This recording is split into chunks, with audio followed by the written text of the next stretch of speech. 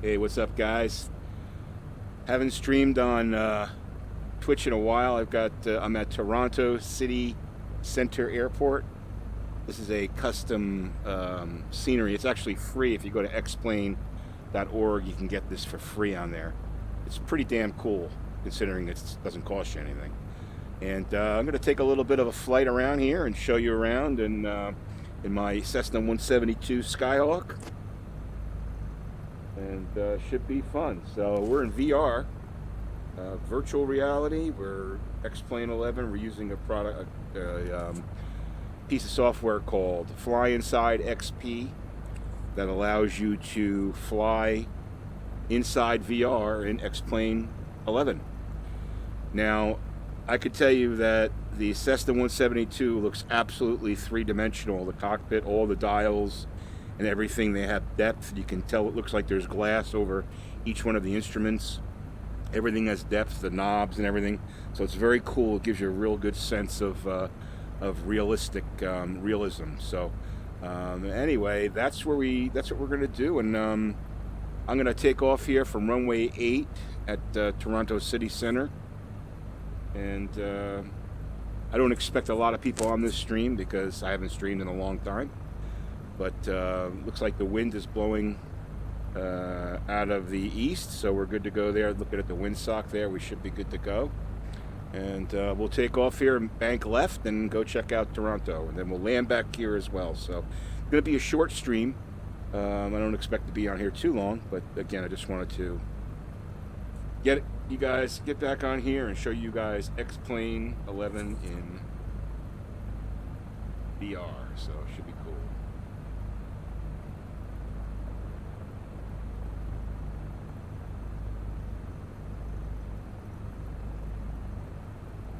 Now, one thing I will tell you that when I'm in VR, when I have the headset on, I can't see chat. So I'll check it every once in a while once I get settled up there, once I get up there. But you guys can also see my yoke here. I thought that would be a good perspective to give you on flying. And I can tell you that flying in VR, once you do it, man, there's no going back. So here we go. Let's rev up. We're going to go to that 25. We'll get to 2,500 RPM. Well, that's good right there. Set up, hit the brakes.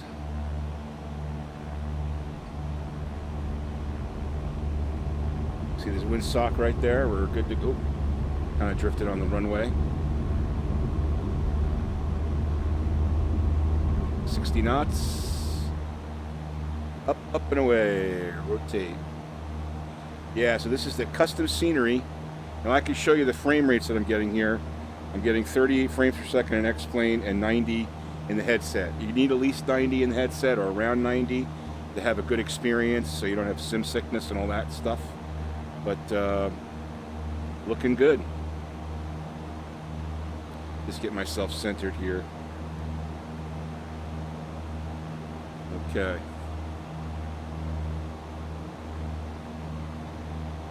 Hey, four-wheeling, haven't seen you in a while. Thanks for stopping by again. Hope things are going okay. I'm gonna have to take the headset off every once in a while to check chat, guys. So I'll try to keep up. If I don't, just keep each other entertained in there.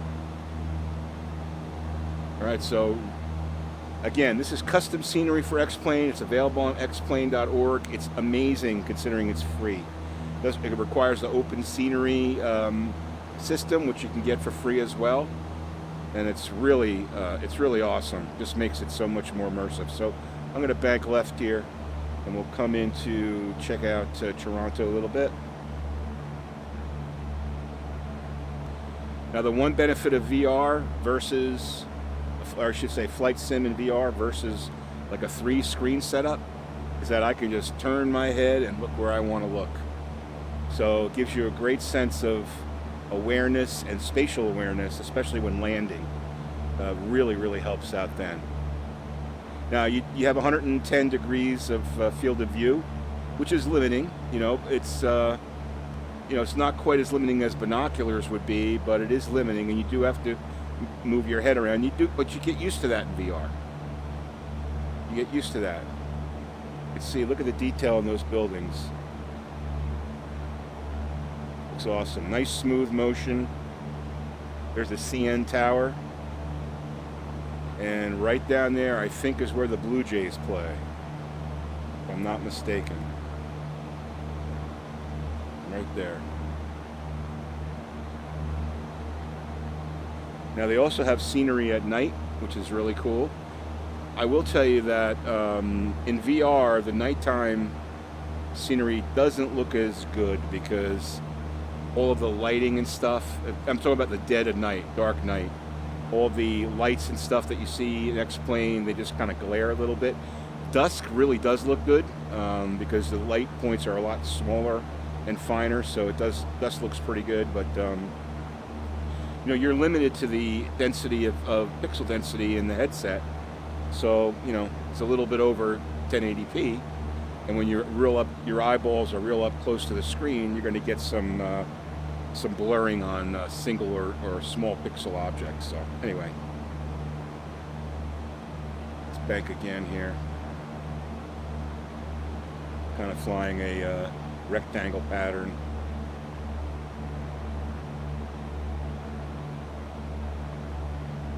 What I like about X-Plane versus FSX is that you've got all the movement on the ground. Oh, you can see the, I don't know if you could see the trains and the planes all moving around there. Pretty cool. Here's the airport we just took off at. We're going to head past Toronto again. Level ourselves out here. Let me look at the chat.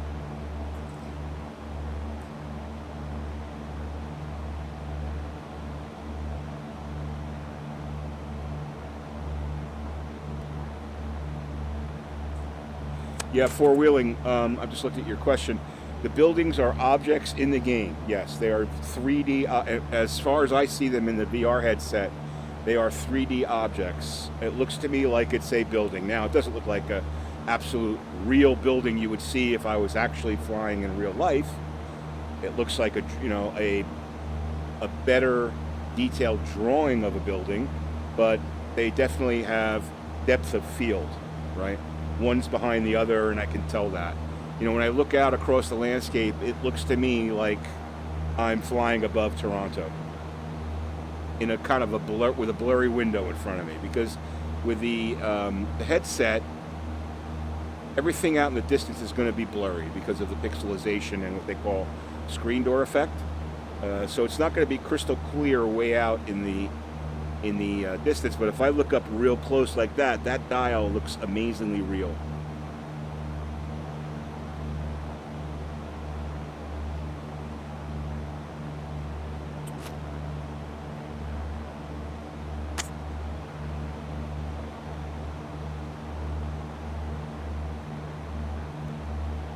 I'm mainly doing this for a test. I want to see what it looks like, to see how the screen flows. I'm streaming at 1080p, 30 frames per second. I'm playing at let's see, what am I playing at?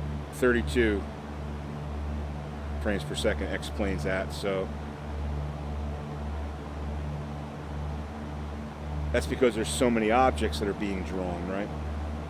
Let's fly down here, and we'll kind of do a low pass past the airport into the water there, see if we can see any boats or anything. Kind of slow up here. We don't want to go too fast.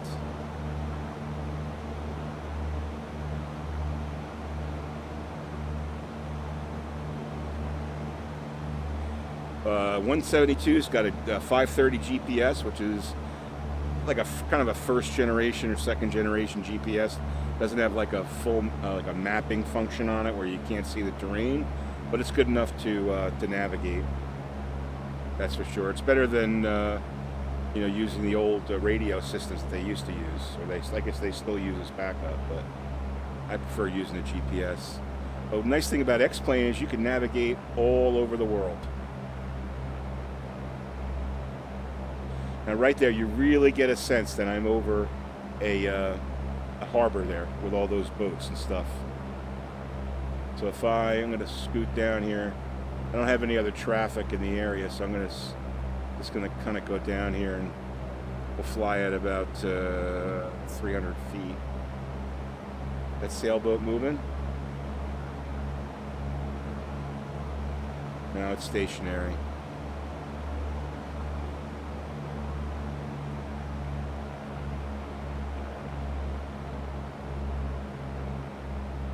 Yeah, so we're at 400 feet.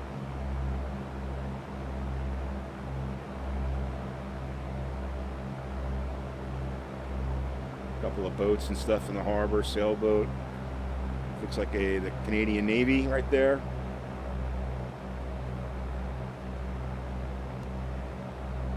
Pretty cool.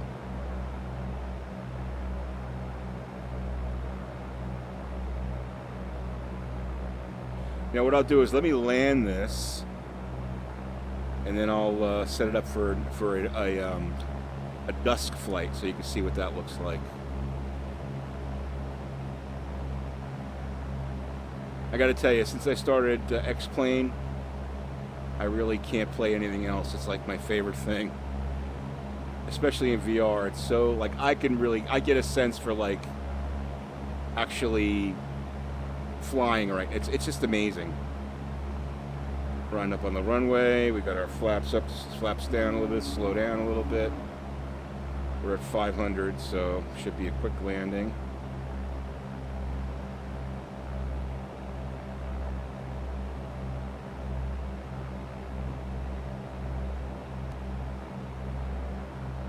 Get our vertical speed down, descent at 5 feet per second.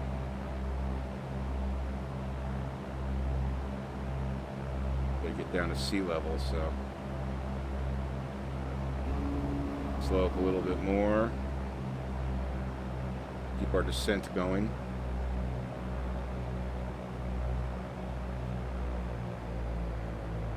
Want to be at about 60 knots, 70 knots when we land.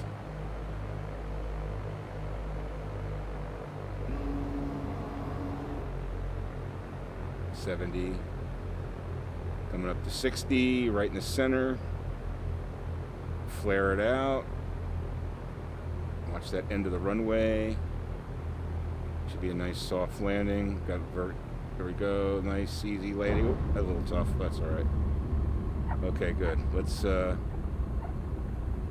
do this. Let me stop this, and I will set this up for a dusk flight. Let's do that.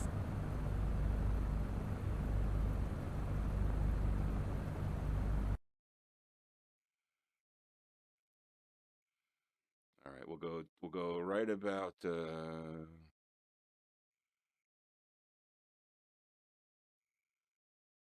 right about there. I'll start there. It'll take a little bit to load this. There we go. That was quick, actually. All right, cool. So you can see now we've got a lit up runway in front of us. We've got its dashboard lights on here. Just make sure I'm centered here again. You're able to center the headset so that it's in the right spot. That feels pretty good. Got the moon right in front of us there. And a little bit of cloud cover, but you'll see once we get up in the air how cool it looks when it's dusk.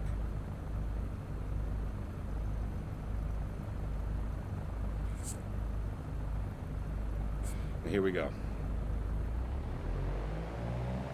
RPM's up.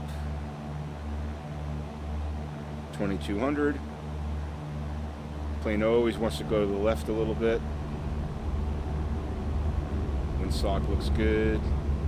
Should have checked that before, but try to stay in the center line. And rotate. Alright.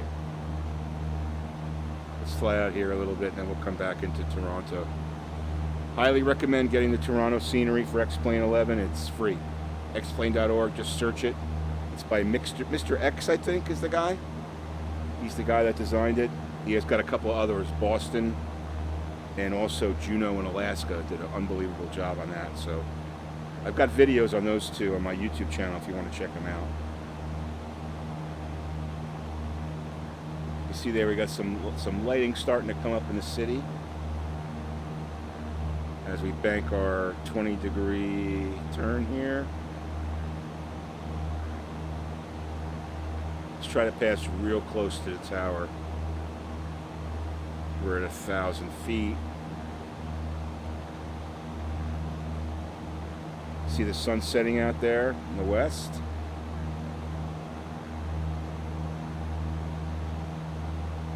Let's try to get close to that tower.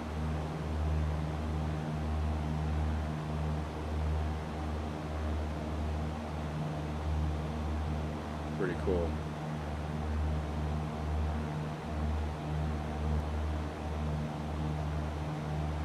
Nice. Yeah, so the way FlyInside works is X-Plane doesn't have inherent VR. I look, before I say that, look down near the traffic. You can see the street lights and the cars going by. Like, it's pretty awesome. A real sense of real-world realism, as they will. But the way it works is FlyInside takes the X-Plane frames and reprojects them at 90 frames per second. I don't know how they do it, but they do it a phenomenal job. I mean, once you have the settings set up properly, you never get any sim sickness or any stuff like that. They did a great job with it. Let's turn back here. Soccer field down there, it looks like. All lit up night. There's a football field, probably where the Argonauts play. Is it the Toronto Argonauts, I think? We see our runway where we took off right down there. It's lit up.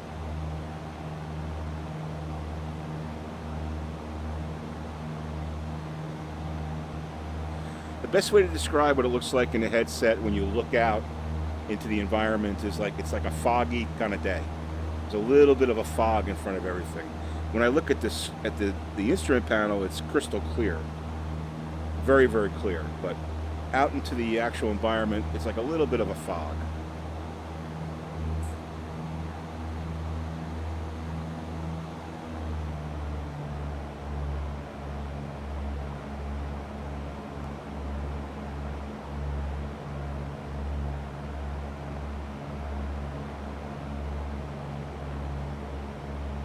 So again, xplane.org if you're an X-Plane 7 user or 11 user, and you want to get this Toronto scenery.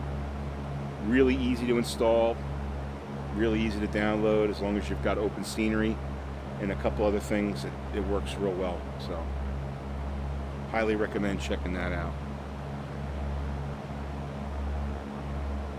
Some weird anti-aliasing.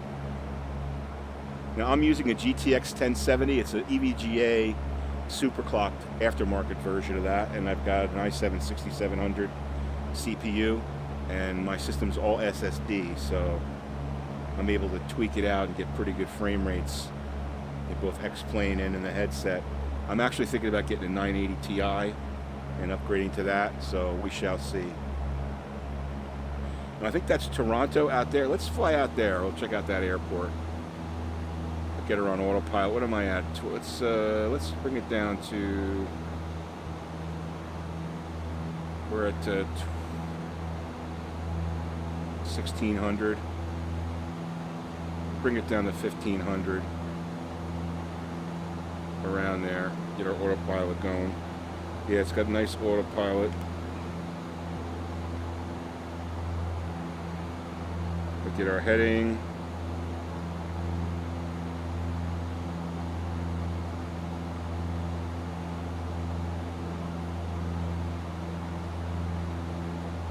That's the other thing. With FlyInside, you can have complete control of everything on the dashboard. That's what's nice about it. So let's head out there to that airport. I'm pretty sure it's Toronto International or whatever it is. So we'll check that out and we'll land out there. Let's keep the pedal to the metal so we get out there quick. And normally you would not run a Cessna 172 at this RPM. The peg almost redlining it, so I just pull it back a little bit just for run at 2500. There you go.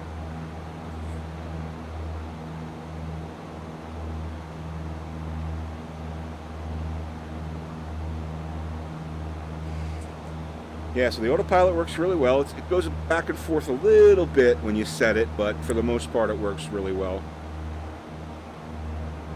Show you the GPS. There's the GPS. Like I said, it's a 530, so it's got flight planning and stuff. You're able to do that, so it's functional for navigation. What we'll do is let's fly out to here and then we'll land it, and then we'll call it a stream.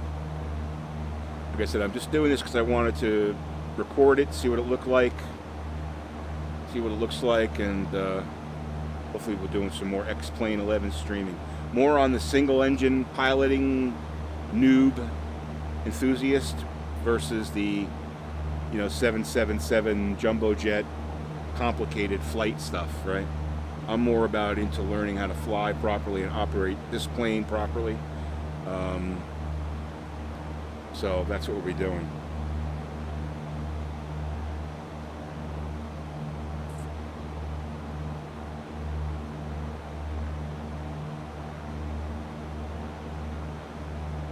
Got about 105 knots right now.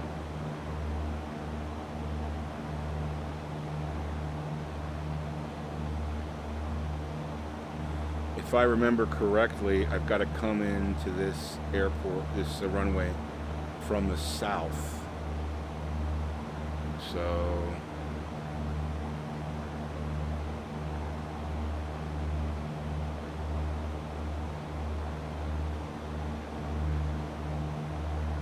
trying to get a handle on the way the lights are flickering on the runway, the lead lights. Oh, there they are. All right, let me take it off autopilot. Got back. I have control again, so we're gonna fly out here and make our way into Toronto. I think it's Toronto. It's the big airport in Toronto. What it is. The real pilots who would never watch this anyway are all cringing because I don't know my airport geography, which I should know. But I'm not from Canada, so.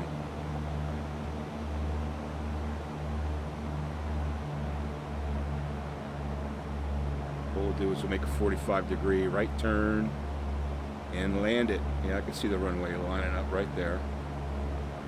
That's the thing about VR. Instead of having to flick the monitor over to look this way or use a camera to look that way, I can just turn my head. Just makes it so much easier.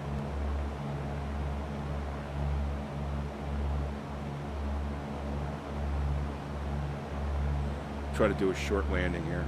Probably should be a little further out, but that's okay.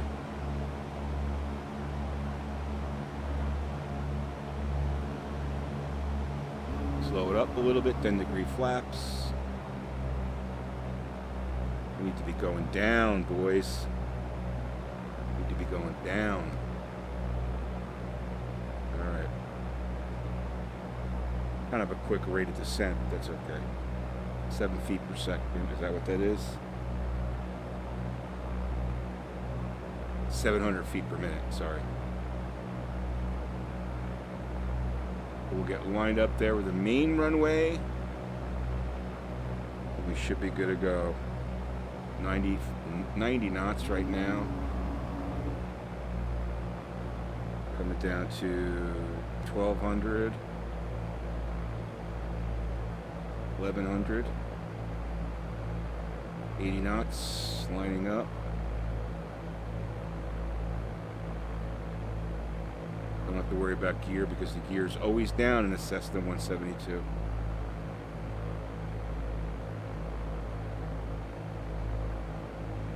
All right, coming down nicely.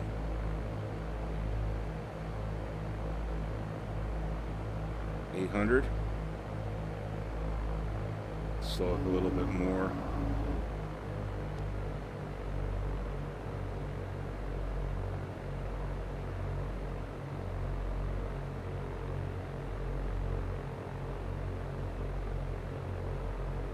I think this is part of the scenery too. They have this airport tricked out too. All the navigation, all the taxi lighting and stuff. Pretty awesome. All right, there's the piano keys, and we're going to flare this out, slow it down. We're a little fast, so we should be good. All right, good. Not the greatest landing, but I'll take it. Flag. Let's get our flaps up, and we'll motor over our our first taxi point where we can get off here.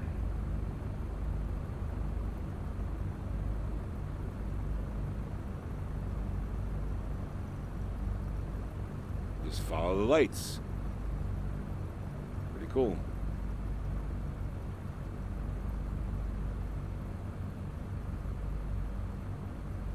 Again, great thing about VR. Turn your head, look around, look at the back of the cabin, or look to the side, whatever you want. It's a cool feeling. All right, what we'll do is we'll just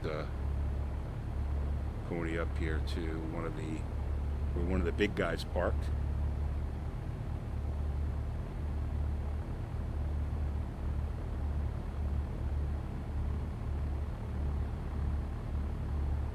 But night flying's a lot. Dusk flying is fun. Everything looks really cool. Like I said, when you get to real, like pitch black, dark at night, it's not that great. It's like the lights, these small lights, have too much. They just take up too many pixels, and it kind of blurs everything out. So that's one thing you got to fix with VR. Anyway, I'm just going to park right here. All right, guys, listen, I appreciate you watching. Again, this is just a quick test stream, and I'll be back with more X-Plane. And check out my YouTube channel, Bambito Games, for more X-Plane and other flight sim and other sim games. All right, guys, have a great evening.